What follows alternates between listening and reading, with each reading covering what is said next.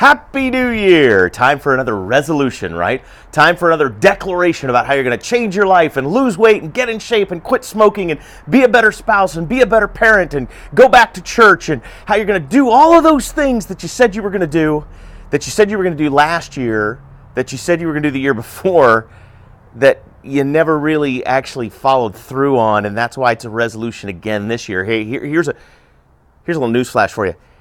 If your New Year's resolution this year looks a lot like your New Year's resolution last year, it means you didn't do it last year, right? So what are you going to do to make 2016 better than 2015? What are you going to do to make this year different than last year? What are you going to do to make sure that your New Year's resolution is an actual resolution, that you're resolute about achieving that goal or getting that accomplished?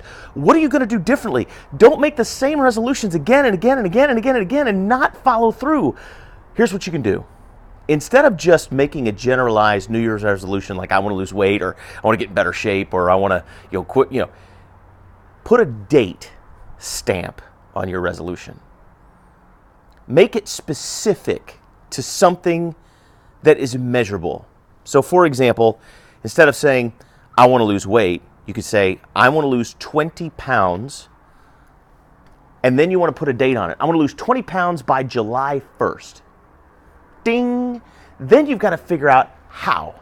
Then you've got to figure out the action steps you need to take in order to lose 20 pounds by July 1st. You say, okay, well, I'm going to cut out alcohol. I'm going to cut out simple sugars. I'm going to cut out any kind of chips or salty, snacky sweets like pretzels and that kind of thing. That's what I'm going to do. I'm going to cut that stuff out. And I'm going to get cardiovascular exercise, 30 minutes a pop, 4 days a week at a minimum. Sweet. Now track that. Hold yourself accountable. Get yourself a note card or a tracker of some kind and write down every day if you reached those action steps. And at the end of every week, you look back and you go, did I avoid simple sugars? Did I not drink alcohol? Did I get on the treadmill 30 minutes, 4 days this week? Did I do the action steps that I said I would need to do in order to lose 20 pounds by June 1st? You can track it. You can measure it. That's how you become resolute with your New Year's resolutions. When I finally got this concept through my head, I revolutionized my whole life. In 2013, I lost 30 pounds. I bettered my relationships. I doubled my income. All kinds of really crazy, cool things started happening for me. I found a really wonderful opportunity that has allowed my wife and I to reach a level of financial freedom we haven't had before. I put a link below the video. It goes to workingwithbrian.com. If you want to check that out, please, by all means, if you don't have a plan, if you don't have an action plan for how to make your 2016 better financially, please click that link. But whatever it is you're going after, okay, whether it's financial, health and wellness, fitness, relationships, whatever it is, you've got to be resolute in your resolution, or it's all just lip service. It's a joke.